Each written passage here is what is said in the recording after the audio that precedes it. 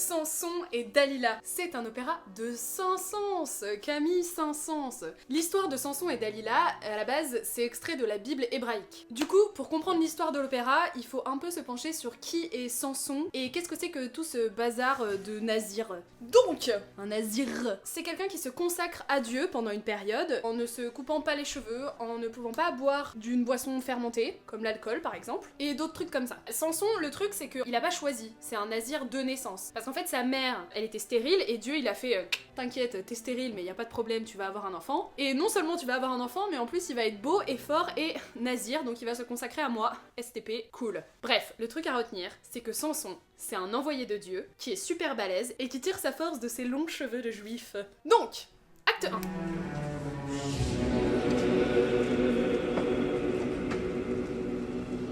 Les Philistins, c'est le peuple de méchants, esclavagisent les Hébreux.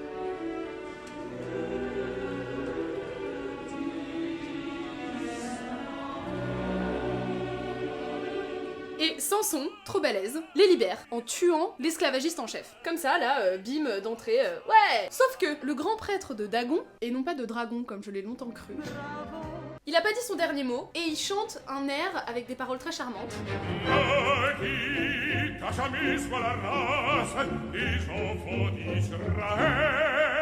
Et pour se venger de Samson, il va utiliser une arme fatale, une femme fatale, Dalila, et non pas Dalida, comme je l'ai longtemps cru. Bravo. Le bail, c'est que Samson et Dalila, ils ont déjà un passé. Quand Dalila, elle débarque avec ses potes belles gosses pour célébrer la victoire de Samson, lui, il est un peu en mode elle est trop belle, putain. Le truc, c'est que Dalila, elle est pote avec Dagon, mais en fait, elle célèbre la victoire de Samson parce qu'elle veut le charmer. Elle est en mode séduque. Samson se laisse faire, alors qu'il y a un vieil hébreu qui lui dit méfie-toi, frère, ça sent pas bon tout ça. Dalila, elle est tellement belle, et elle chante tellement bien, qu'elle part pour sa maison, et Samson, tel un toutou, la suit. Et c'est l'acte 2. Nous sommes dans la magnifique demeure de Dalila. Elle est toute seule, en attendant Samson.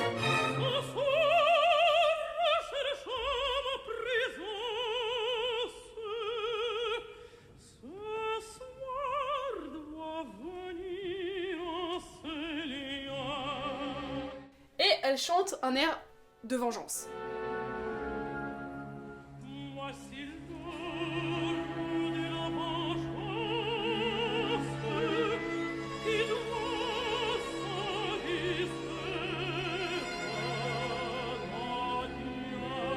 Là, il y a le grand prêtre Dagon qui débarque et qui lui propose de l'or en échange de détruire Samson, de trouver sa faiblesse. Et on comprend qu'en fait, Dalila, elle a jamais aimé Samson. Leur histoire d'amour préexistante, c'était du flan.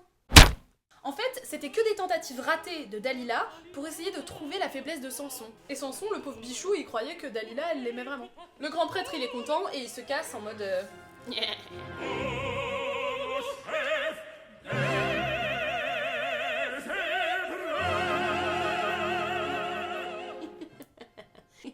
Et là, Samson débarque pour rompre une dernière fois. Sauf que Dalila, trop stylée de séduction, lui chante un air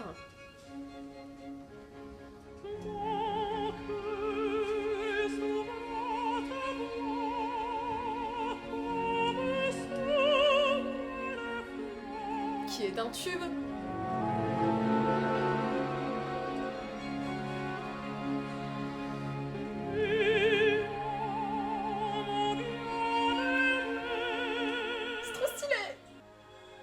Écoute.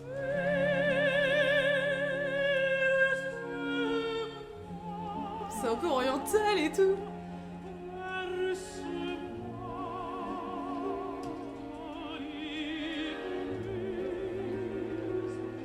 J'adore. Il est trop séduit et du coup il veut pas du tout rompre et il lui répond je t'aime. Après t'as tout un moment où elle le supplie de lui dire sa faiblesse. Et elle est là, oh, prouve-moi que tu m'aimes plus que Dieu et dis-moi ton secret. Samson, il hésite de ouf, il tient à sa relation avec Dieu. Et il dit non, je peux pas. Et finalement, la meuf elle dit, soit tu ne veux pas me le dire, laisse béton. Et elle se casse. Je te méprise. Adieu. Elle va dans sa sa chambre. Et là, on voit Samson qui est un peu en mode hésitation et qui est là. Oh, mais j'ai vraiment envie d'aller dans sa chambre avec elle. Bon, allez, j'y vais. Et le gars, il fonce, il la suit, et on ne voit pas le truc arriver. Mais petit à petit, pendant qu'ils sont tous les deux dans la chambre, il y a des soldats philistins qui arrivent et qui attendent devant la maison. Et là, Dalila apparaît à la fenêtre et dit... Elle les appelle, du coup les Philistins, ils rentrent dans la maison, et on voit qu'elle lui a coupé les cheveux. Et Samson, il fait « Trahison !» Trahison, disgrâce. Il lui a expliqué que son secret, sa force, c'était dans ses cheveux, pendant qu'il était tranquillement en train de s'allonger sur ses genoux, en mode « Ah, je te kiffe trop !» Bam ! Elle lui a coupé les cheveux, et après elle a appelé ses potes les Philistins, et il est encerclé, et c'est la fin de l'acte 2, et on se dit que c'est le décès. Sauf que, il y a un acte 3. Donc, c'est le dernier acte, et c'est la loose. Samson, non seulement il a plus de cheveux, mais en plus, il est aveugle. Il est en prison avec ses frères les Hébreux. C'est la double loose parce que les Hébreux, ils ont été réemprisonnés et re-esclavagisés.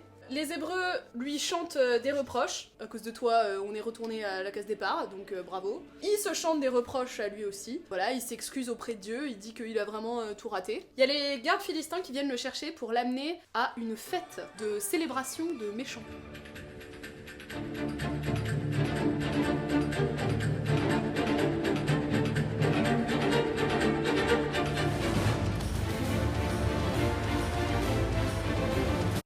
Donc Samson débarque et il y a le grand prêtre et Dalila qui sont en train de jubiler de victoire, de plaisir. Il commence à le chercher et à le provoquer et il demande à Dalila de lui expliquer que en fait leur passé commun, leur amour, et ben en fait c'était qu'une stratégie depuis le début. Samson il est encore plus dégoûté. Après ils se lancent tous là dans une espèce de cérémonie de sacrifice avec des incantations et un balai et pendant ce temps, pendant qu'ils sont en train de faire tout ce bazar, Samson il implore une ultime fois Dieu en disant: daigne pour un instant, Seigneur, me rendre ma force première, qu'avec toi, Dieu, je me venge en les écrasant en ce lieu. Avec une note méga aiguë et difficile.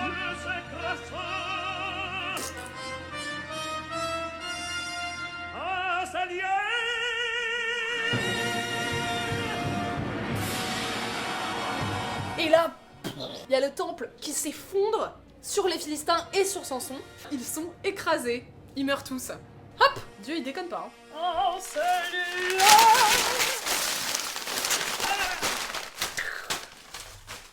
Dieu magnifiquement interprété par Mia Mandino. En toute humilité et simplicité. Esclavagie. Grand prêtre Dagon. Qui est un triangle en fait. Le grand prêtre Dagon c'est un triangle. On dirait oui oui. Le prêtre on dirait oui oui. Comment est-ce que tu dessines ça? Il y a une flamme de l'incantation. Oh là là. Ceci est une flamme. S'il y en a qui connaissent le moyen pour Placido Domingo de voir le chef avec le bandeau sur les yeux, je sais pas comment il fait. Il a des espèces de coton là sous les yeux. Il doit y avoir une astuce que j'ai pas réussi à trouver.